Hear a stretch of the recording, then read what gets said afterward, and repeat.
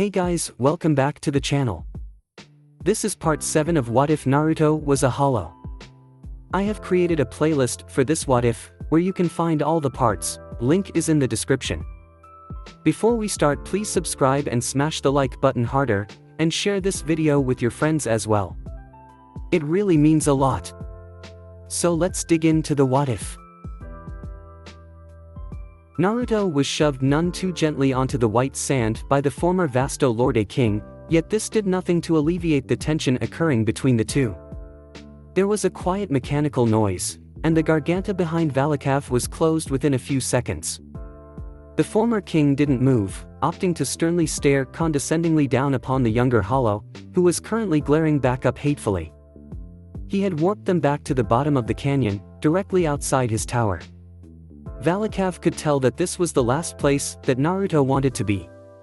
The young Hollow finally raised himself to his feet, going up to Valakav and digging his rough claws into the Vasto Lorde's shoulders. Said Hollow didn't even flinch at the sharp claws that entered his skin. "You son of a bitch!" Naruto roared, his words barely recognizable with all the hate and anger that existed within his tone. The first sentence he said was full of conviction, but his voice began to waver a little as he spoke afterwards. "I had them. The village. I could have destroyed them if you hadn't shown up. It's all your fucking fault, asshole. You and your retarded fear of the Shinigami prevented me from completing my dream right there. You." It was then that Valakav made the first move since coming to Hueco He raised his fist slowly, before bringing it down firmly upon Naruto's mask. The younger Hollow crumpled from the surprising amount of force that had been behind the punch, and he flew back several feet before lying on the ground prone. "Idiot," he stated stoically. "Weren't you listening to anything I was saying before this? There was no way you could have ever beaten a captain at your current level of skill. A captain's power is far more than you could ever imagine. It's a level far beyond that of anything a vice captain could perform. I just saved your life back there, Naruto, so I would appreciate it if you showed me a little gratitude." Valakav's voice raised slightly as he finished his speech. "Oh, please. Who would ever show gratitude to someone like you?" Naruto said angrily, rubbing his paw across his mask while pulling himself to his feet. Valakav let a little disdain come onto his face. He turned away from Naruto, and began to walk, but it was not so he could go back into his tower. In fact, the former king was walking away from his place of residence. He came to a pause about 30 feet away, leaning slightly on a particular good-sized quartz tree. "Do you want power?" he asked rhetorically. Naruto was suddenly thrown for a loop by the odd behavior. Wasn't it clear to Valakav that he always wanted power? "Do you want revenge?" Valakav asked. Naruto was beginning to get annoyed with these types of questions. "Yeah. I want both of those things," he said cautiously. Valakav didn't turn to face him, but he nodded anyway. "If you want either of those things, then you have to be patient, and learn to strike your enemies at the right time. Don't be like me, who was so overconfident in his abilities that it cost him everything that I ever wanted in Hueco Naruto calmed down at Valakav's words, but took a little moment to ponder this. "If what you say is true, I would need a tremendous amount of power to be able to destroy the village. Yet, I don't have the time to just slowly gain enough power. Even if I did gain that much power, by the time I did, everyone I would want to get revenge would be dead," he said weakly, his head pivoted towards the ground. "Do you really believe that would be detrimental to your dream?" asked Valakav. Naruto turned up at that question, greatly confused at what the Vasto Lorde was implying. Was it that there still was a chance for it even after everyone in the current generation of Konoha was dead? A small swelling of hope arose in his heart. He just needed to figure out what Valakav was talking about before he came to a reasonable conclusion. "What are you talking about? Is there any way to—" He cut off slowly, before the Ajucha's eyes widened in realization. He was a fucking idiot. Why didn't he realize that before? Valakav nodded. "It seems that you've figured out where I'm going with this." Naruto nodded. Yes, even if you wait 100 years to attack Konoha, after everyone there currently has died, there would be no difference. That's because when they died, they would move on to Soul Society, which you plan on destroying anyway. In essence, no matter when and where you do it, you'd still be getting your revenge. I implore you, Naruto, to take your time and deal with this very precarious situation. There's no telling when the guard around Konoha will be dropped, if ever. You have already witnessed the result of going there alone will do, so the only way for you to attack that place is to raise an army and finish off the village in a clean sweep. There was a glimmer of something in Valikav's eyes when he said, though Naruto couldn't quite place what it was. It almost immediately disappeared, but Naruto couldn't forget the strange emotion that made itself present in Valikav's eyes. Was it regret? Sadness, maybe? Naruto, stop spacing out for a moment and listen to what I'm going to tell you here. I know that you also have the desire to become a powerful king in Huecomundo and overthrow Barragan's Las Noches. But, before you do that, there is one requirement you absolutely must fulfill. Naruto's interest was piqued. He had always considered the kingdom goal to be secondary to his Konoha goal, but it looks like now they might become intermingled with each other. One would lead to the other, so to speak. And what is that? Valikav stared at him, his yellow eyes now filled with uncertainty. You must become a Vasto Lorde. Naruto's eyes widened behind his mask, and he made an audible gaping noise. Vasto Lorde were particularly rare in Huecomundo, and a hollow becoming one would definitely go down in Huecomundo legend. What? Do you have any idea how difficult it is to become a Vasto Lorde? If something like that is one of the requirements, then I'm just better off not forming my own kingdom and attacking Konoha on my own.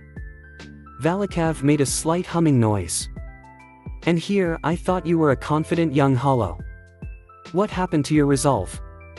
It is definitely true that becoming a Vasto Lorde is no easy task, but if you're going to place your dreams ahead of everything else, then this is something you're going to have to do. But I know that you can do this, Naruto. I would have thought escaping from Las Noches was impossible, but you pulled it off. Just think of it as one of the many obstacles you'll have to overcome.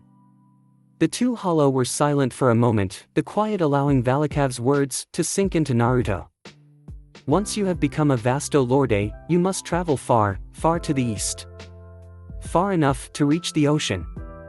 Yes, Naruto, there is an ocean in Huecomundo. It's not all desert.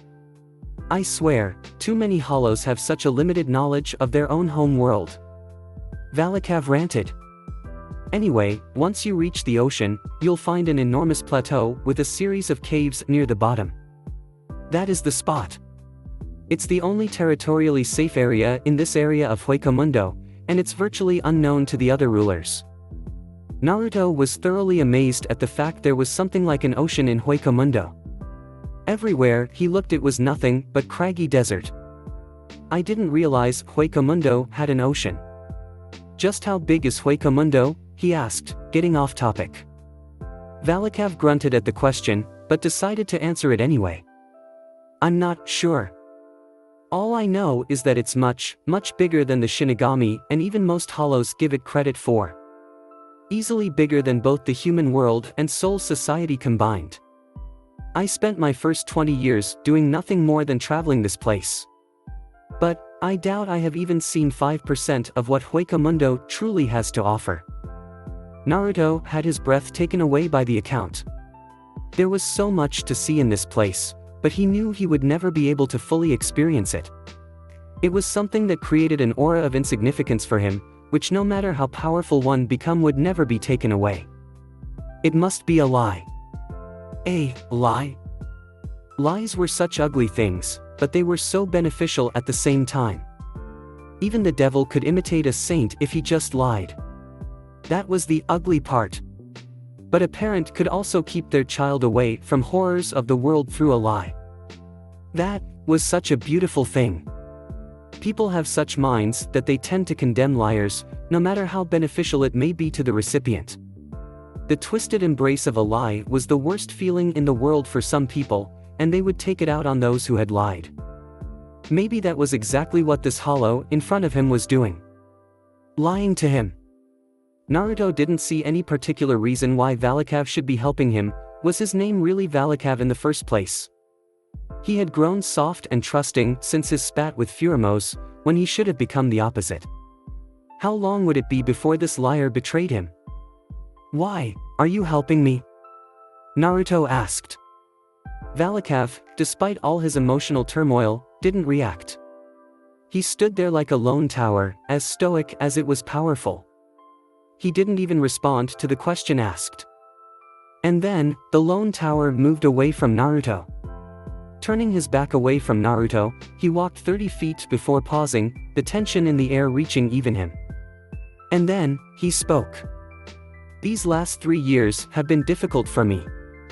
My kingdom has fallen, my comrades have disappeared, and my tower has gone into decay. I would like to think of going back to those happy days where my kingdom was at its height, but now I feel that would do nothing for me. Naruto should have been surprised by this sudden monologue, but if he was, he didn't show it.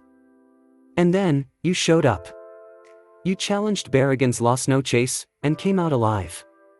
You've attacked Konoha, and proven yourself different from all the yokels that usually pass through this place. And you are similar to me.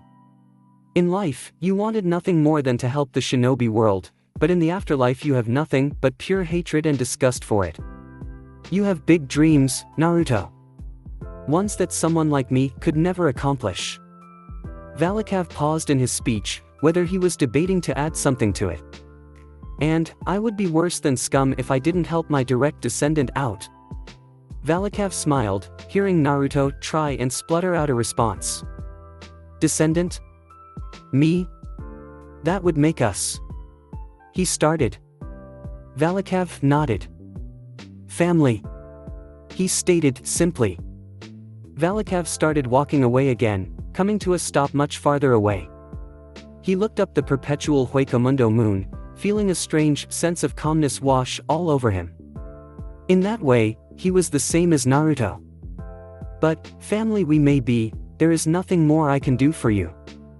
I've been watching you develop since you were 12 years old, but I grow weary of the public scene. I bet it's time for me to settle down, and spend the remainder of my life wandering Huecomundo, and lamenting what I could have done differently. He started walking again. Goodbye Naruto, we will never see each other again. My time in the limelight is long over, and yours is just beginning. Do the hollow species a favor, and fulfill your dreams. Those Shinigami won't be able to stand in your way anymore. With those final words, Valakav began to walk away into the horizon, never looking back at Naruto. Naruto stood there dumbly for a few seconds, but he realized he had forgotten something. Wait, Valakav. Can you at least tell me what your name was in life? He called after the retreating Vasto Lorde. Valakav didn't stop walking, but he did in fact respond to that question. I have long forgotten my human name, Naruto, he called back. But, I do remember the title I went by when I was in the shinobi world. You should know what I mean when I say the word Rikudo, he called back. Naruto's jaw dropped open. This old hollow was the legendary sage. He was related to the creator of ninjutsu. A small swell hit the desert at that exact moment, and a large cloud of sand arose between Naruto and Valakav. Naruto had to close his eyes to avoid the pain, and when he opened them again the cloud had cleared. And the old hollow was gone. 5 years later. There's another one. Naruto said sadistically, as he tore into the flesh of a bird like Ajuchas, while the bird's companions looked on in horror. This one's really good, he said with a mouth full of bird. The other Ajuchas seemed to take offense at that, pouncing on the much smaller Ajuchas in an attempt of revenge. You guys want in too? Naruto asked, and scooped up a little bit of the bird's flesh with his claws. Quick as a flash, he was on one of the other hollows, stuffing the bloody muscle and sinew down its throat. Okay. Have some of this bird, it's good stuff, he cried happily, as the hollow gagged on the flesh of its dead friend. Using its disgust as a distraction, Naruto thrust his powerful claws into the Ajucha's head, penetrating its brain and killing it instantly. The final Ajuchus was completely unfazed by its comrade's death, but the Zero that Naruto had fired off instantly atomized the attacking Ajuchus. The hollow collapsed onto its back, breathing in happiness at the 3 hollows it had killed. Naruto had been doing this for 5 years now, and even though he felt his power increasing with every meal, he knew it wasn't enough to become Vasto Lorde.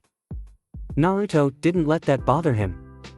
This process was turning out a lot simpler than he had imagined, and he had proven himself to be fully capable of surviving against other Ajuchus. Maybe he did have what it takes to become a Vasto Lorde. The one he had eaten today was his 754th Ajuchus, a pretty low number for someone who had been doing it for half a decade. Maybe living as an absolute untamed hollow had changed him a little. He supposed something like that would cause changes, no matter what. The sand sure is comfortable today. It puts me in the mood for thinking back on old memories. He thought wistfully, and an image of Furumo's popped into his mind. I'm on my way towards completing your dream too, you fucking douchebag. But of course, you wouldn't know because I didn't tell you I would be doing that in the first place. Valakav wants me to better the hollow species as well, so it seems that your dream is going to be a direct result of mine, isn't it Furumo's? He said to the sky, giggling a little when he thought of the nasty deed he performed when killing Furumos. He knew in his heart that Furumos was a great hollow, and that he had stood out as a shining bastion in the middle of this wasteland. For better or for worse, the Firefly had managed to inspire in him something that Naruto had thought extinct. And Naruto hated him for that. The hollow hated how Furumos had managed to instill in him the very thing he was trying to stamp out of himself. Oh, he bet that his Shinigami self was laughing at him from beyond the grave. He just couldn't decline Furumos' dream that day, even if he put on a facade that made it seem that way. It made him feel inferior, knowing that despite all his efforts, he still hadn't managed to become free of those worthless feelings of compassion. Maybe he needed to pick up the pace on this sort of thing. Naruto pulled himself to his feet in an attempt to stave off these kinds of thoughts, and looked to his north. Some distance away there was a rough, craggy rock formation with a series of holes in each rock. The fox hollow frowned. There was likely nothing there but a colony of weak hollows, easy pickings for him, but they wouldn't do anything in increasing in power. Not to mention, they weren't very tasty or filling at all. It wouldn't be worth the trip there, and would just create unnecessary exhaustion for him. A bad thing when you could be attacked at any time. Naruto learned quickly to use high places to recuperate from wounds, as that greatly reduced the chance of being attacked. Unfortunately, Naruto almost always sustained wounds in battles, and as a result he was forced to take shelter in those places. It didn't help that he couldn't go out and hunt for fear of being killed when weak. A small lizard hollow burrowed its way from underground, fixing its little eyes upon Naruto. Naruto stared back uninterested, even when the lizard crawled up a nearby quartz tree, never letting its eyes wander away from him. Naruto sighed. I just fought, and already I'm longing for the thrill of combat. Ever since I began hunting, I've felt the need for battle much stronger. It becomes unbearable to even be away from fighting for longer than a few days. But, I don't suppose you would understand, he said to the little hollow, who didn't respond. The lizard hollow burrowed back underground, and Naruto watched it with an unreadable expression on his face. He couldn't shake this uneasy feeling that had just washed all over him. As he walked in a certain direction, the feeling became more pronounced. He walked for about a mile westward, to where he came across some abnormally large sand dunes. Each one could easily house a colony of hollows. Indeed, he did sense some weak Ryatsu within the dunes, but there was one in particular that set his nerves on end. It danced around in the air, and filled his body with powerful pressure he hadn't felt in a long time. It had the coldness of steel, yet the ferocity and power of a lion. The Ryatsu came from all directions, making it impossible to locate. A bead of salty sweat rolled down inside Naruto's mask, his breath hitched in his throat and his hair stood on end. Whatever was making this Ryatsu was no slouch, that much was for sure. So, the ominous feeling I've had for a while was correct, after all. There's someone here, and by the looks of it, it's a powerful hollow, Naruto whispered to himself. Up upon the top of the enormous sand dune, a lone figure stood, shadowed by the moon. The silhouette's head was tilted downwards, watching Naruto's every move. A firework went off in the village of Konoha, filling the night sky with beautiful shades of red and green. Another one went off shortly afterwards, this time sprayed much different colors than its predecessor. The denizens of the village below clapped and cheered at the display. Children rode on their parents' shoulders, eyes strained to take in every sight of the celebration. Drunken adults laughed heartily with each other as they recalled a certain embarrassing incident or whatnot. Even the ninja joined in the festivities, using the time to catch up with friends or relatives when they've had such precious little time to over the past 5 years. They just couldn't believe that their trial was finally over. Even annoying children couldn't sully the mood they were in. For today was the day they were finally victorious. Uegakure had finally surrendered to them, the long, unexpected war taking a serious toll on their military. Though, when it came down to it, they were never a match for the superior Konoha shinobi and their Kyuubi chakra. But, a simple loss wasn't all that occurred today. Danzo would accept nothing less than an unconditional surrender, and as a result, Uegakure and all of Tsuchi no Kuni was annexed by Konoha, which was current cause of the celebration. Their will of fire would spread farther than they could ever imagine, and Konoha's prosperity would begin anew. The terrible conditions from 8 years ago seemed like nothing more than a dream. Their empire was now fully on the path to greatness, but this war was not without its losses.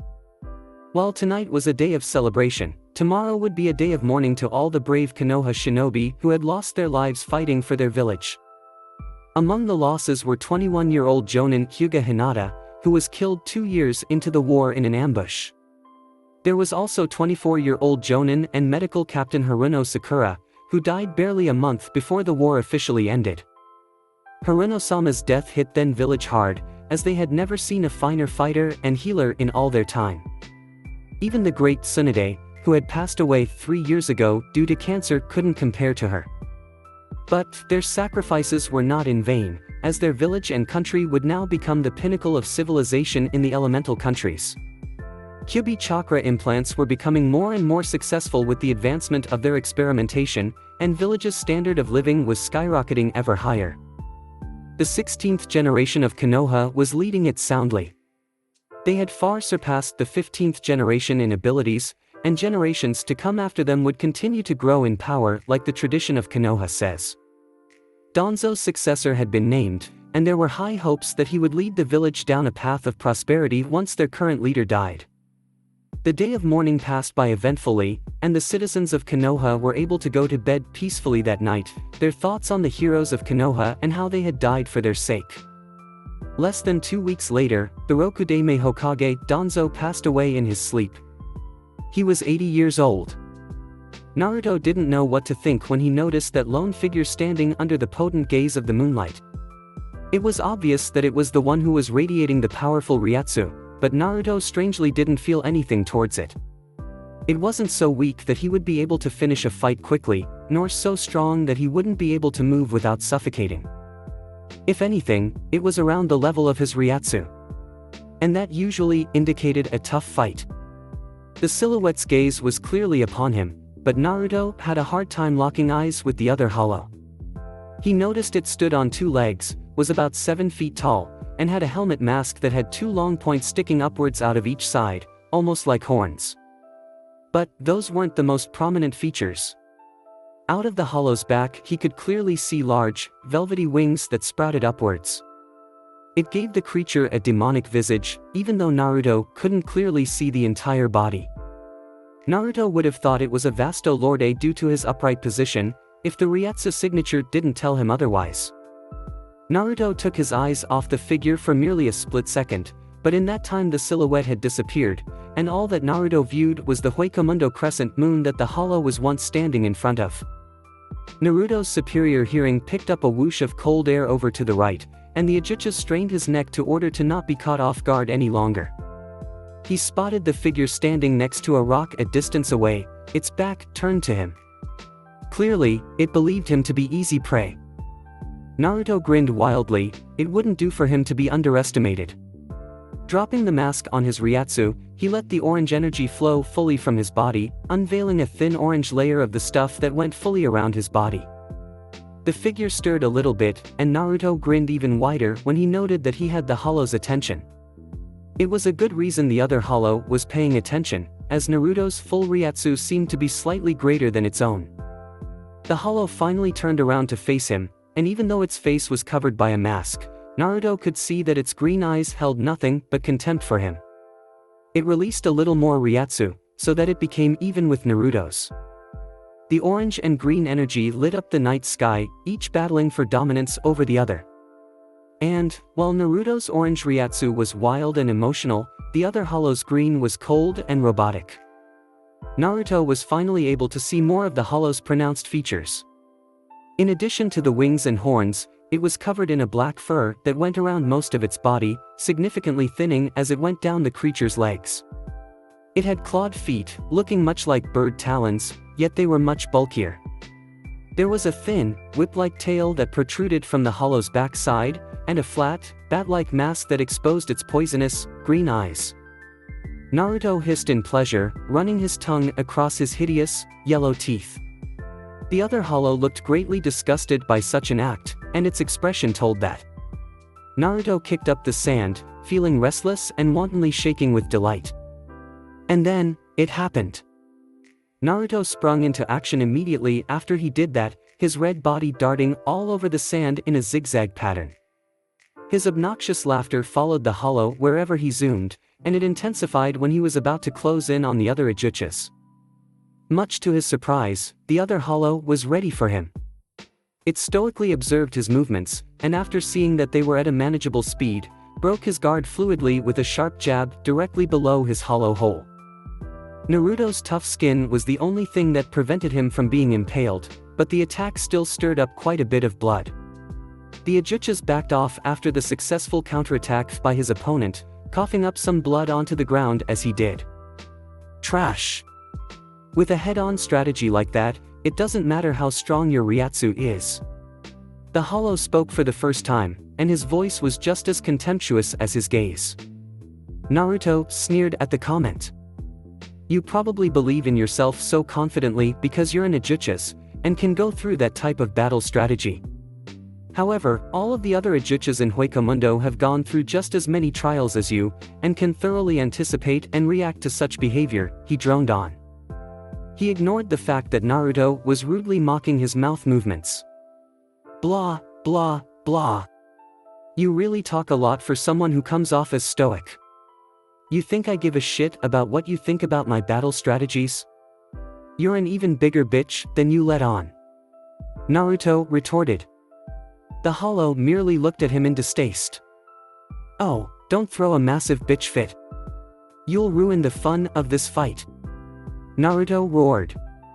Don't you at least want to die having some fun, bat boy? He asked, his loud voice creating a splitting headache for the other hollow. Oh, please. There is no enjoyment to be held in battle. Or anything for that matter. All that exists is emptiness, in battle and in life. There is no meaning or purpose to anything, and our lives as hollows are living proof of that, he said emotionlessly, raising his black claw in preparation to fight. You're quite the little emo, aren't you? Maybe I should beat into your head the meaning of battle, and the exhilaration that comes with it. Naruto said, his smile dampened somewhat from his opponent's depressing words. The bat hollow looked a little insulted by the previous comment, and drew the fox hollow's attention by doing a quick little hand motion that made it seem like he was going to attack with them. But that wasn't the case, as while Naruto was watching the hypnotic movement of his hands, he shot his hidden tail out like a whip. The thin tail almost caught Naruto by the face, but the keyword here was almost. Naruto's superb hearing caught the whistling of the appendage as it zipped towards him, and at the last second he broke his trance and sidestepped to avoid the attack. Naruto hissed in joy, and reached out to grab the tail before the other hollow could retract it. He was far too slow, as the bat hollow didn't retract the tail, but instead used it to attack. In the very short frame of time, he wrapped his tail around Naruto's front leg, causing the fox hollow to trip up when he attempted to move around. While on the ground, the Ajuchas swung his tail with a surprising amount of strength, flinging Naruto over to the right towards a large boulder. Naruto smashed into the rock, but minimized the damage by springing his free legs against it. However, it didn't completely eliminate any damage, and there still was a small crater in the rock surface where Naruto had smashed into it. He felt a trail of blood run down from his forehead underneath the mask, and tasted the coppery substance enter his mouth. The Bat Hollow was standing around 50 feet away, looking smug from his recent successful attack. Naruto moved a piece of rock that was currently holding him down, and grunted in pain. His thick skin would protect him from being defeated like that, but he'd be damned if that didn't hurt at least a little. Lakava, he whispered to himself, after he was sure that the building Ryatsu on the end of one of his tails was hidden from view. He released the familiar attack, but his opponent backhanded it away as if it were nothing. Naruto growled, did he just hit a tempered mass of Ryatsu with his bare claw? His skin must be just as tough as mine. It was infuriating to see his attack batted away so easily, and was to learn that Lakava was useless for the entire remainder of the fight. But Naruto didn't have time to dwell on this, as the Bat Hollow was preparing to attack again. Naruto sped away from the green zero that would have engulfed him, and appeared at a position directly towards his opponent's right. He thrust his cruel claws outward in a stabbing motion, but the bat skillfully crouched below and grasped Naruto's arm. The Hollow then placed his black, clawed fingers centimeters away from Naruto's face, and charged up another zero. The Fox Hollow avoided that swiftly, and for a few seconds Fox and Bat were trapped in a bastardized version of tug-of-war. The Bat Hollow finally gained the upper hand, and delivered a powerful kick to Naruto's face that broke the hold. The finesse of the kick allowed it to land in a vital spot, and Naruto almost felt his mask crack underneath the pressure. Naruto kept his balance however, as he slid backwards through the sand. He thrust his arm out, and invariably shot off one of his orange zeros. The Bat Hollow was surprised by the sudden attack, and a cloud of dust and smoke arose as it made contact. Naruto stopped sliding, and fell to one of his knees.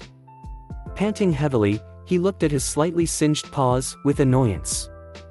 He put a little bit too much juice in that one, but it looked like he heavily injured his opponent. A small rustling noise brought Naruto out of his reverie. The dust was clearing fast, and Naruto could tell that the bat was far from being defeated. In fact, if he weren't so stoic, Naruto didn't doubt that the Hollow would be very angry right about now. The silhouette of the Bat Hollow was now fully on its feet, and it didn't take the time for the dust to clear completely, as it rocketed out in the open, using its wings for the first time. This display caught Naruto off guard, and he was forced to avoid a powerful jab that would have no doubt killed him. He rolled across the sand clumsily, dragging himself to his feet to match the airborne Hollow. Naruto blocked 2 punches and a kick, while parrying yet another jab to the cheek. This time, his claws connected with the bat's right shoulder, yet the 3 shallow gashes caused only minimal wounds. "You trash," said the Hollow with contempt, not even flinching from the wound. He delivered a few light claw scratches that Naruto avoided, but then whipped Naruto across the back with his tail. The Bat Hollow closed his eyes as Naruto went skidding again, and placed his hand over his wound. He left it there for a few seconds, and when he released it the wound had already completely healed. "What? How did you do that?" asked Naruto in awe. The Bat Hollow blinked at the question, surely he couldn't be serious. "High-speed regeneration. It's something I've developed recently with my evolution into an Ajuchas, yet it's a hallmark ability throughout Hueco Tell me, how long have you been a Hollow?" he asked, keen on learning the reason behind Naruto's obliviousness. Naruto was thrown off guard by the odd question. "Oh, 8 or 9 years, I guess," said Naruto wistfully. The Bat Hollow would have facepalmed if that wasn't out of his character. "You're telling me, you've been a Hollow for the same amount of time I have, and you haven't developed or even heard of high-speed regeneration? You really need to work on your information gathering, trash," he said. "Hey, 3 of those years I was stuck in a Las Noches jail cell rotting to death. I didn't exactly have time to gather information, said Naruto hotly, perturbed by the other hollow's insults. He used Sonido to appear right next to his opponent, and with his anger intensifying his Ryatsu, delivered a nasty gash to the bat hollow's face. A little piece of mask broke off, but the wound was quickly sealing up. Naruto, however, would give his opponent no time to recover. He jabbed his back paw into the bat's torso, and slashed again at its face. The other hollow was grunting in effort, and eventually found the skirmish to be not working in his favor. He broke off from the rabid hollow, coming to a standstill a safe distance away from Naruto.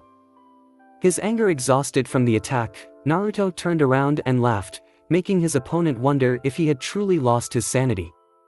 Nevertheless, the short break the hollow had taken allowed him to heal from his wounds. Naruto did an obnoxious little twirl, before he was ready to resume attacking. Clearly, the upper hand he was gaining in the battle was causing him to return to his normal, giddy self. But, his opponent still had a few tricks up his sleeve. And with Naruto's current state of mind, he would be likely to fall for them.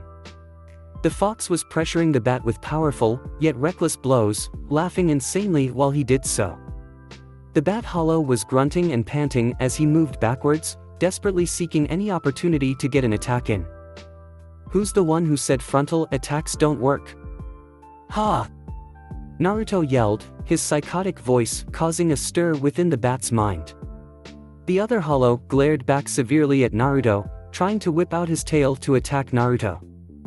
The fox hollow kicked the thin tail while it was in the air, causing it to fall limp to the ground. The hollow was slightly disoriented from his thwarted attack, and Naruto used this to his advantage. Pausing, he put his wrists together so his paws were opposite to each other, then thrust them forward and slashed horizontally along his opponent's torso. Like a hideous flower, gash marks bloomed outwards along the hollow's torso, leaving 6 complementary gashes when the deed was done. Unlike last time, these wounds were as deep as can be, and showed when the bat hollow fell backwards, coughing up blood. Naruto was on him again, attempted to stab straight through the hollow's head with one of his ankle spikes. The bat hollow managed to roll out of the way of the attack, causing Naruto to stab nothing more than sand. The bat fired another green Zero, which Naruto ducked out of way. Zero. Zero. I like Zeros, but is that all you know how to do? He asked. Naruto waved his paws outwards. Try something new. I can't get off if you don't add in a little variety. The bat hollow ignored him, and fired another 2 Zeros from his claws, which Naruto fairly easily avoided. He continued firing Zeros for another few seconds, trying to hit Naruto as he rushed towards him while avoiding the Zeros. Clang! Claw met claw as the bat hollow parried Naruto's claws with his own. Naruto attempted the same attack a second time, only the result was the same. Now, fox and bat were locked in a deadly standstill, 2 of their claws locked with each other. The bat was the one to break it off this time, hopping in the air and performing a spinning kick that its lithe size allowed it to perform. Naruto caught the foot with his right front paw, and threw the bat off him with a sturdy push. The other Ajuchas wasn't that phased though, as he recovered himself while flying in midair. Taking time to adopt a new strategy, the bat took off up into the air, stopping to hover around 50 feet above Naruto. Naruto looked livid at this display. Hey! Get your bitch ass down here, fucker. Don't tell me you're just gonna camp out up there all day, yelled Naruto childishly. The bat said nothing, and all Naruto could hear was the flapping of its wings. Fuck you, then. No one screws with me like this. Whispered Naruto, his voice deathly silent yet holding an intense pitch of hatred behind its tone. He hung his head down, stumbling in his stance. I'll show you. I'll show all of you motherfuckers. Here's what I say to that, he roared, and released an incredibly powerful Zero from his mouth. The orange beam spread over an area twice the size of his normal one, and it had intense anger flowing in it. The bat hollow swooped in and dive-bombed, caught off guard by Naruto's hair-trigger temper. For an agonizing minute, he flew around in a circle, dodging Zero after Zero as they lit up the sky in a furious orange light show. Fly away, little moth. Fly! Naruto roared, launching yet another Zero. The bat avoided that one by flying around a quartz tree that the Zero obliterated. The bat hollow grunted as the energy still managed to singe him slightly, and cast a wary eye down at the hollow who had apparently completely lost it. He hasn't managed to hit me with a Zero yet, which means I'd be completely fine if I just remain up here and avoid his attacks. He's being completely ruled by his emotions at the moment, so the bat hollow's train of thought was cut off when out of nowhere Naruto appeared in front of him.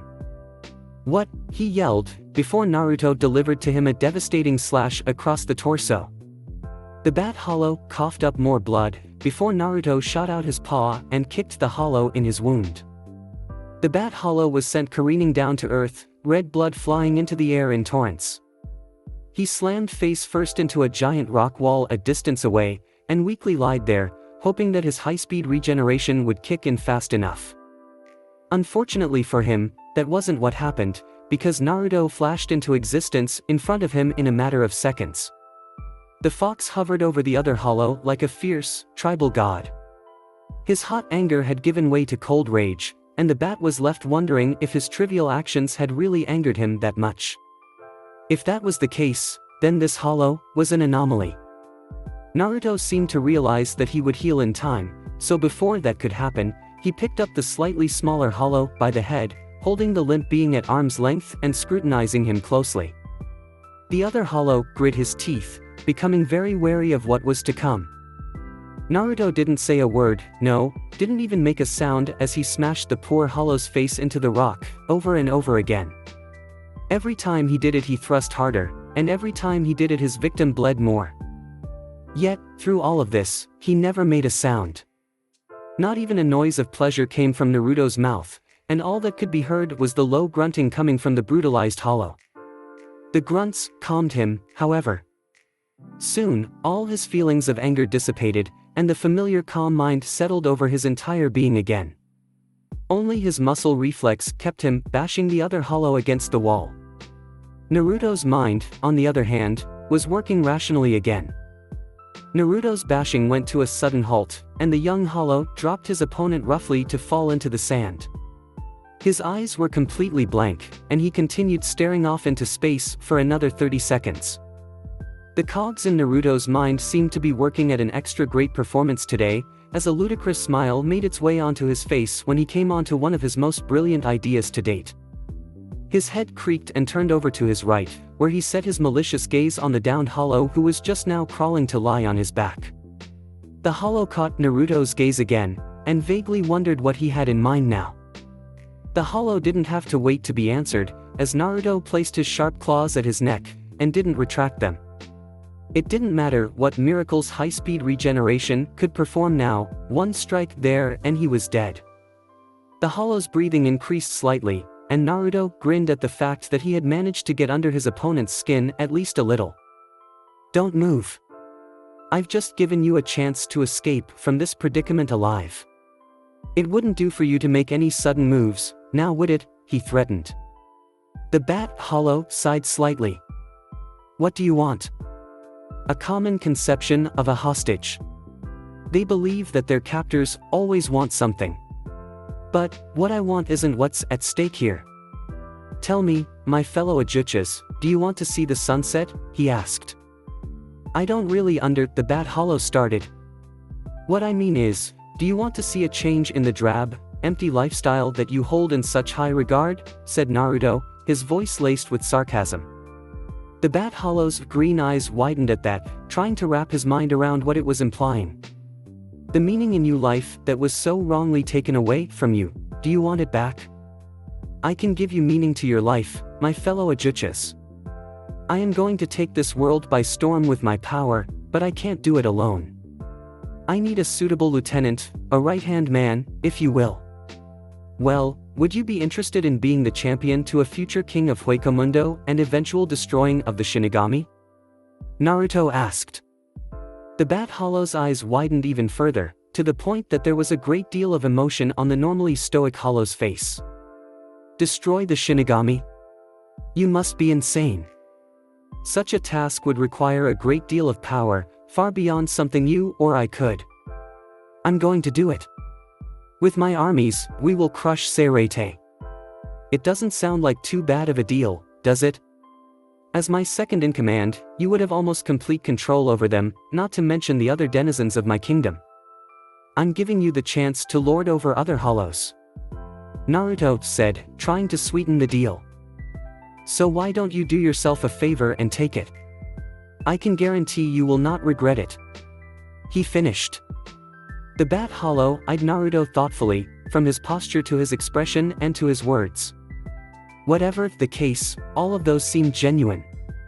He wasn't lying, his eyes could see that much. He truly believed he could fulfill all of this. The Bat Hollow started, his tone was now clipped. If you believe you can win me over with promises of grandeur and social status, then you are sorely mistaken. My empty heart will not respond to those things at this point in time. Naruto grimaced at the emo words. However, I have long grown tired of this lifestyle, and if you believe you can bring meaning to this hollow, then I am tempted to accept your offer. And despite my demeanor, I am far from fond of the Shinigami, and I would not be sad to see them be destroyed. Naruto grinned, he clearly liked where this was going. The Bat Hollow mulled the thought over once again, closing his eyes for roughly a minute before speaking again. Very well. I accept the position of your second-in-command and your subordinate. I swear that I shall follow you until the day I die, and perform any orders you may have without question, as long as you give my life some sense of meaning, the other Ajuchas recited. Naruto removed his claws from the other Hollow's throat, before doing a raucous little celebratory jig. The Bat Hollow massaged his neck while climbing to his feet, his high-speed regeneration already taking care of his previous injuries inflicted by his new lord. Already he was wondering what he had gotten himself into. Well, my fellow Ajuchas, I hope you realize that you are now fully in the service of the future Huecomundo king, Naruto Uzumaki. For starters, you must tell me the name of my second-in-command and first vassal, he shouted. The Bat Hollow looked at him, his stoic expression on his face again. His new king was staring at him intensely, like he just couldn't get over the fact that he had a subordinate now. The Hollow closed his eyes, and cleared his throat, and opened his mouth to speak two words. Ulquiorra cipher.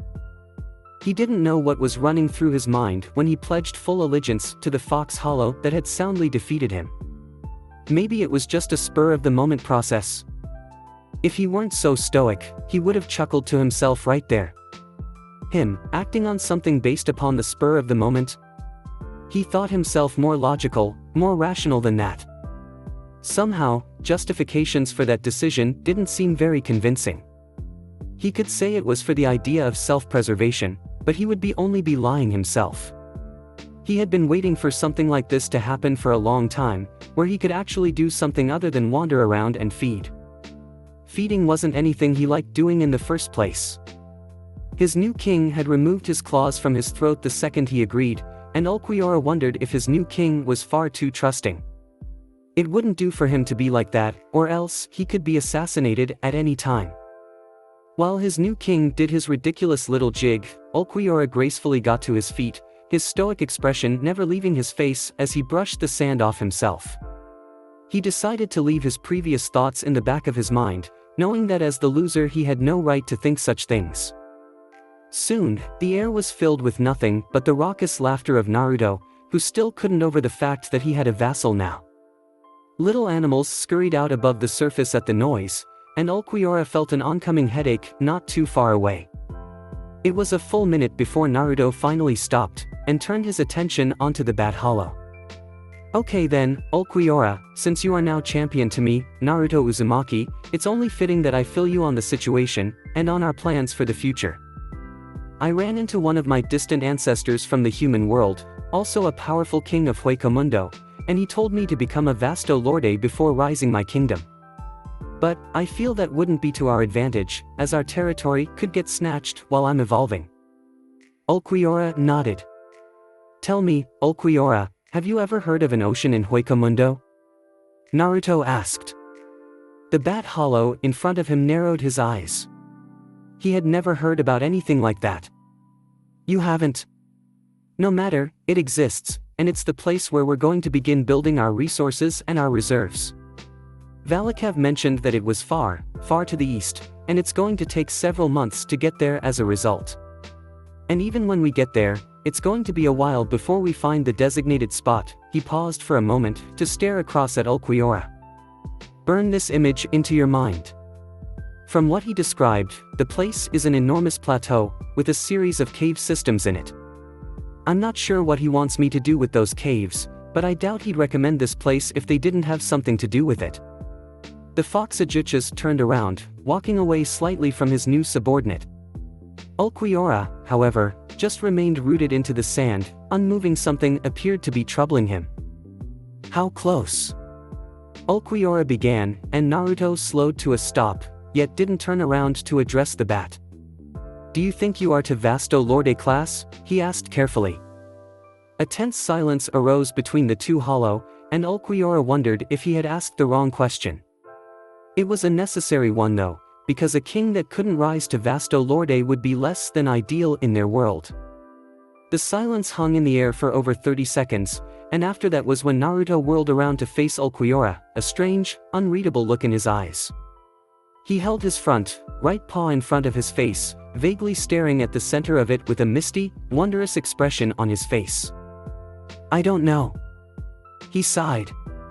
Every time I eat a hollow, I feel power growing inside me, but it's so slight that it might as well be nothing, he said, looking up from his palm to stare at Ulquiorra. I've been in Ajuchas for 5 years now, and whenever I eat I never get that intoxicating rush of power that I received when I was a regular hollow. It hasn't diminished my confidence in becoming one, but I think I'm starting to feel the difficulty level of such a feat. Ulquiorra nodded. As the same type of hollow, he was going through a similar situation. Your power increase isn't decreasing at all. What you have experienced is just a part of life. If one is bound to repeat a process over and over again, it's only natural that the benefits reaped will become lackluster over time. The only way to break that process is to go through a new experience while doing so. I'm not sure that's right, Ulquiorra. My love of killing and destruction hasn't diminished at all since the day of my hollification. If your passion for something is great enough, then it won't get boring no matter how much you do it. Naruto said with an air of finality. Ulquiorra grunted. There seemed to be a big difference in opinion between them. Whatever though, he was doing something new by following this guy in the first place, so maybe his dull life would be granted some reprieve. Naruto once again turned away from the bat hollow, and this time he picked up his pace a little bit. We have a long trip ahead of us, Ulquiorra, so we'd better get going now.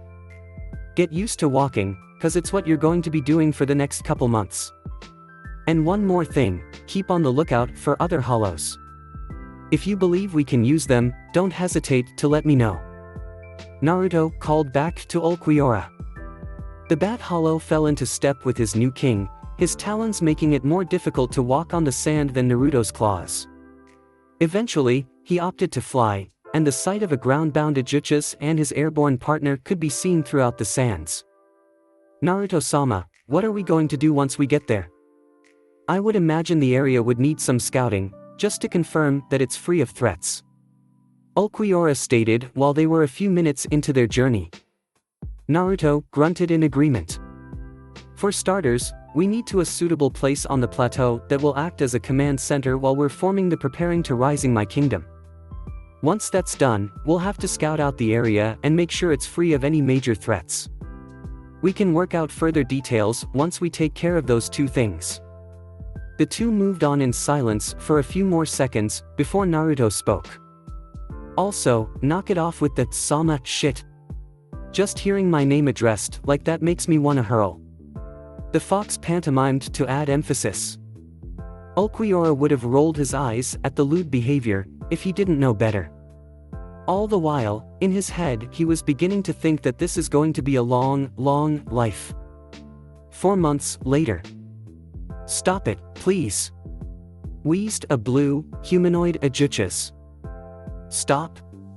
Why would I want to do that, when the fun's only beginning, cackled Naruto, who was currently sitting on top of the downed Ajuchas, his brutal claws stabbing through his opponent's upper back. Naruto twisted the claws a little, causing a gasp of pain to come from the blue hollow. Slowly but surely, Naruto increased the intensity of the hollow's pain, and this caused Naruto to emit a strange, foreign sound from his throat. It sounded like a cross between a giggle and a moan, disturbingly enough. More. Show me some more pain, bitch, he yelled, dragging his claws downward inside the hollow's back. The tough sinew and muscle was no match for Naruto's powerful claws, and when Naruto roughly ripped his claws out of the hollow's back, there was an enormous, gaping wound that ran all the way down its torso. The hollow screamed when Naruto yanked his claws out, but that only fueled Naruto more. Laughing manically, Naruto stabbed the hollow over and over at an incredibly fast rate, laughing and whooping as the wounds became deeper, and the viscous, red blood splattered all over the place, much of the time on him. "Naruto, what are you doing?" asked a voice from behind, which made Naruto drop what he was doing and turn around. Behind him stood Ulquiorra, who in the 4 months that had passed developed a more tired and haggard voice. Yet despite all that, his disposition had generally improved. "Oh hey, Ulquiorra. I didn't see you coming. I'm just having a little." He paused, and tore the hollow's arm straight from its socket. "Fun," he finished in a grunt. Ulquiorra sighed. It seemed he would never get used to Naruto's behavior. It was emotional and volatile, the almost complete opposite of his own, and that made it difficult to work with. It wasn't so much his brutal nature that bothered him. No, it was the fact that he would randomly go off on a killing tangent, even when there were more important things to be done. The worst part about it had to be that they could happen at any time, even at the most unexpected or inopportune moments. And that would explain the poor sap underneath Naruto, who was currently in pieces. "Should you really be doing this, Naruto? Aren't we supposed to be attracting people to your sphere of influence, and not be ripping your potential vassals to shreds? That's a perfectly good Ajuchas right there, one that could have been a suitable guard in your army." "Ah, come on, Ulquiorra. I think I deserve to have a little fun," whined Naruto childishly. Ulquiorra frowned. Their relationship must have looked odd at times. It looked more like a conversation between equals than a conversation between superior and subordinate. The fact that he didn't address his future king by an honorific cemented that view. The bat hollow reached below, feeling the sand of the desert. His brow furrowed, there was something off with the consistency of the sand. It seemed slightly heavier than he remembered. He brought his hand back up to his face, scrutinizing it carefully. The sand fell through his fingers, and Ulquiorra saw a brown material left over, one that felt slightly softer than the white sand of Huecamundo. It was dirt. What he was holding was the familiar earthen substance of dirt. There shouldn't be any dirt in Huecamundo, unless... Come to think of it, as Ulquiorra looked around, he noticed that they hadn't seen any quartz trees for miles, and the giant dunes reminiscent of the Huecamundo desert had disappeared. It could only mean one thing. The seemingly perpetual desert was receding, and giving way to a new, unfamiliar type of landscape. They were getting close, and the thousands of miles they have traveled were finally starting to pay off. "Naruto, I think we're getting close," he told his king. Those few words were all it took to jolt Naruto from his reverie, and make him focus completely on the situation at hand. "Are you sure?" he asked, all serious. "Yes, I noticed that the consistency of the desert we've been traveling is changing, and it should be no more than 50 miles before the desert completely recedes into another type of landscape. After that, however, I'm not sure how long it will be until we reach water," Ulquiorra explained. Naruto let a satisfied grin seep onto his face, and he got up from his downed opponent before sinking his teeth into it, savoring the fresh meat he always got from his fellow Ajuchas. Satisfied with the food, he turned to Ulquiorra and wiped a dribble of blood from his lip. "Should we continue moving then? I'm getting jittery just thinking about how close we are," he said. Ulquiorra nodded, and the two of them took off into the desert, leaving behind a ripped-apart carcass that would be devoured by the weaker hollows of the world. True to Ulquiorra's word, the desert was in fact receding right before their eyes. About 6 hours later, the white sand that they both came to know and love had completely disappeared, and in its place was the brown, earthy dirt that now could be seen for many miles. Still, there was no water in sight, and the atmosphere didn't change its humidity enough to warrant the feel of an ocean. The two of them were atop of a high cliff, as they could see a great valley below them, and 5 rounded mountains beyond the valley that obscured any view they could have of an ocean beyond. The two didn't speak to each other in spite of the new view, but there was a mutual understanding that hung with them in the air. Naruto turned his head and nodded at Ulquiorra, before bounding off the side of the cliff and into the valley. His agile legs allowed him to reach the bottom unharmed, and he turned around to see Ulquiorra casually flying down towards him. He allowed the bat hollow to descend without disturbing him, and set his eyes upon a peculiar sight. "Well, would you look at that?" he said as Ulquiorra finally reached the ground. The bat hollow, perplexed by Naruto's behavior, walked up to see him kneeling down before something. He appeared to be analyzing it carefully. It was green, and was rising out of the dirt in an upwards motion. "A plant," Ulquiorra said simply, the words sounding foreign coming out of his mouth. It was small, barely a little sprout in a sea of dirt, but it gave them proof that plants could be grown in Huecomundo. "Yeah, a plant. And not the only one either. Take a look up ahead," Naruto replied. Ulquiorra looked forward, seeing plant life become more and more numerous the farther the valley went. Eventually, the vegetation spawned a thin layer of tall grass, something that could be a hiding place for hollows. "This place is much more dangerous than the desert, Naruto. The terrain will give hollows numerous places to hide, such as the grass and other vegetation. We should prepare to be ambushed while we're here," stated Ulquiorra. "Perfect. We can use the chance to get information from some of the locals when we capture one," Naruto said, a little too loudly for Ulquiorra's tastes. Despite this, Naruto was already continuing across the valley, and Ulquiorra was forced to quickly follow. Eventually, they did reach some tall grass about 10 miles into the valley. It was about 5 feet in height, and would be the perfect place for weaker hollows to hide. Both Naruto and Ulquiorra picked up some rustling in the grass a few minutes into it, and were quickly aware of some hollow who was apparently trying to be sneaky. Naruto gave Ulquiorra a nod, and the bat hollow stealthily flew over to the area where the rustling came from. It happened again, and as it did, Ulquiorra pounced on the section of grass. There came some sounds of fighting, a grunt of pain, and finally a couple loud thuds that signified the end of the scuffle. A small, gopher-like hollow was thrown from his hiding place a few seconds later, falling with yet another thud at Naruto's feet.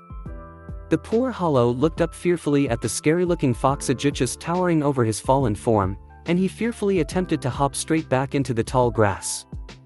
He would never get the chance to, as Naruto's strong front paw grasped the hollow's neck forcefully.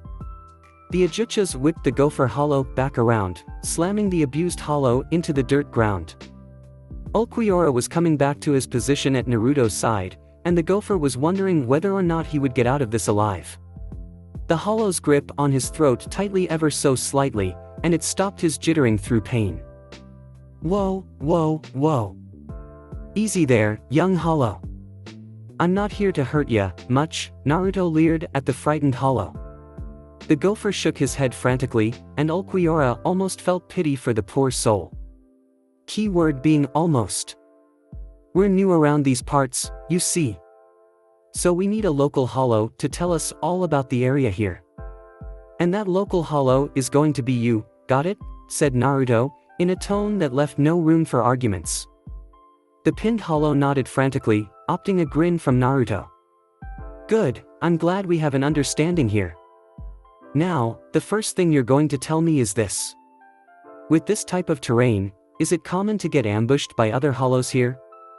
If so, what level of hollow are we talking about?" asked Naruto. "Well," the gopher hollow began, speaking for the first time. "The only ambushes you'll get around here is from hollows such as myself, who don't have the combat capability to survive in Huecomundo without ambushing." He paused, allowing the information to sink in. "It's rare for Menos-class hollows to come out here, which is why I'm surprised to see you gentlemen here. Most of us in the valley never even visit the real world, nor have we really dined on human souls. He finished the last part with barely a squeak. Oh? Really? Yes. Though, that only applies to this valley. Beyond those mountains, you'll find high-level hollows and spades, he said, raising a shaky claw to point at the mountain range in the distance. Naruto and Ulquiorra's interests were piqued. What lies beyond those mountains? Asked Naruto. You must be desert hollows if you don't know what's beyond those mountains. Beyond those mountains, there is a great ocean, as far as the eye can see. Beyond that, there's another continent. At least there is according to legend. I don't know anyone who's actually been there. Naruto and Ulquiorra looked at each other, a knowing look both appearing in their eyes. It seems that's all the information we're going to need, stated Ulquiorra. SSO, are you gonna let me go, and now? Asked the gopher hollow, regretting his words as soon as they spilled from his mouth. Naruto passed one more glance over the gopher, a manic look entered his slanted eyes. Huh? He asked quietly, though the gopher knew that as soon as he said that, he was doomed. Quick as a flash, Naruto slashed his claws horizontally, lopping off the gopher's head before it even realized its own demise. Naruto wasn't satisfied with a kill of that caliber, but he would let it slide for now. The valley and mountains didn't prove that difficult of a trek for the two Ajuchas. They ran into few ambushes, and when they did happen, the gopher's words ran true when they realized they were being attacked by nothing but weak hollows. A few days later, as they rounded the mountain they had chosen to climb, they saw it. It wasn't beautiful by any stretch of the imagination. The perpetual night of Huecamundo gave off a view of murky, black water that they could see even from their distance. The surrounding land was more appealing to the eye. A few actual trees were growing, and they could tell that there would be more of them the closer they got. The dirt was fully blanketing by grass, and not the tall kind they had seen in the valley. Some rocks were dotted across the landscape, but they couldn't see the designated area that Valakav had pointed them to. Despite that, Naruto knew that this was the perfect place to set up his kingdom. He felt more at home here than he ever had in the desert, and the terrain would ensure a better livelihood than that of the desert. He could see a herd of Gillian far off in the distance, and Naruto knew that the gopher's words about this place were true. Higher-level hollows existed here, and they would have to watch their back.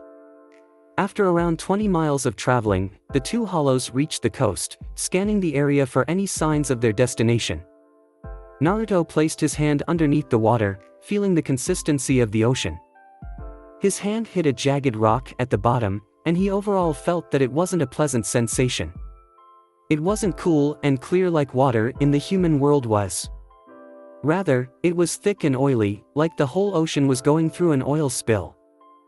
He vaguely noticed Ulquiorra fire his Siro at an attacking hollow, and he turned his attention back to the situation at hand. Valakav said that the plateau was right next to the coast, and it was fairly big, so they should be able to spot it quickly. But as they looked around, he could see nothing but flat coastline for miles. The two walked along the coastline for miles, trying to point out any signs of the dam plateau while fighting off hollow attacks. The coastline stretched several hundred miles before turning into a high mountain, and Naruto and Ulquiorra went through the unfortunate, time-wasting experience that made them realize that it wasn't to the south. But, when they did finally find it about 50 miles to the north of their initial position, all the previous agitation they had melted right off. It was enormous, and rose off of the landscape like a high shelf, and Naruto felt a sense of longing for it. He had finally found it, the site of his future capital.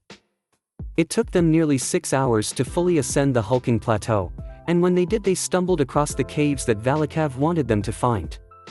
There were at least 10 entrances to caves at the top, but they all seemed to be a part of the one at the center, which had a much larger entrance. Naruto turned to Ulquiorra. Their moment of reckoning was upon them. We'll go down the middle one. Hopefully we'll find a place where we can set up a command center down there. But, we have to be careful. I doubt such an elaborate and convenient cave system is unpopulated. There are probably fights waiting for us up ahead. Ulquiorra nodded, prepared to fight with his future king. He followed Naruto into the cave complex, and took note of the fact that it seemed to be either currently occupied or formerly occupied. The Bat Hollow hoped it wasn't the former. It was certainly an odd cave complex. The many entrances were somehow connected to each other, and some areas of the cave looked completely untouched and natural, while the rest looked like they had been tampered with in some way or another. For example, a little earlier they had taken an enormous leap of faith off a dark, subterranean cliff in the natural part of the labyrinth, and it ended up in a narrow corridor that had steps and torches lining the walls. It wouldn't be good to fight in such a narrow area. But fight they did.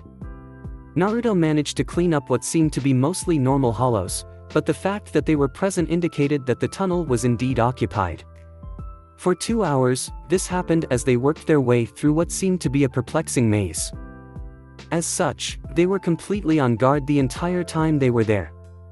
But no amount of that could ever prepare them for what they found in the eastern section of the labyrinth. It all started when they stumbled across a large and heavy stone door. The torches adjacent to the door held blue fire rather than the normal orange, and there were strange, almost tribal markings all along the door. Naruto didn't care though, and used a lazy Zero to obliterate the door where it stood. Ulquiorra rolled his eyes. That was a surefire way to piss off anything that lay beyond the door, which by the way seemed to indicate an important area. What lay behind the door was in fact a humble little chamber, about 50 feet in diameter.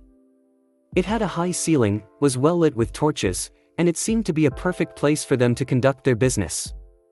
Naruto instantly took a liking to it, that was for sure. This place is perfect. Naruto roared in joy as he took in the full splendor of the chamber. He was shaken out of his joy when he accidentally kicked something across the floor. Upon closer inspection, it seemed to be a hollow mask. What? Naruto began, but he couldn't finish his questions, as low, angry breathing noises suddenly filled the chamber. It almost sounded like snarls, and for the first time Naruto was made aware of what sat at the head of the chamber. It was a large, stone chair, almost reminiscent of a throne, with 2 lit torches made from hollow masks flanking either side of it. Naruto slowly backed away from it, seeing a startling figure sitting upon the stone throne. Ulquiorra seemed to notice it as well, and his eyes widened as he took in what sat before him. Oh shit, Naruto repeated the mantra in his mind. The humanoid figure, about 6 feet tall that sat on the throne. Completely and utterly human-sized and human-shaped. He knew very well the implications of that. A vasto lorde. He muttered under his breath. So this was it, for this part of the What If. Thanks for watching, I hope you enjoyed. If you enjoyed this What If, and want to see next part of it, comment down below and let me know. And also subscribe to this channel for more awesome content. See you in the next video. Peace.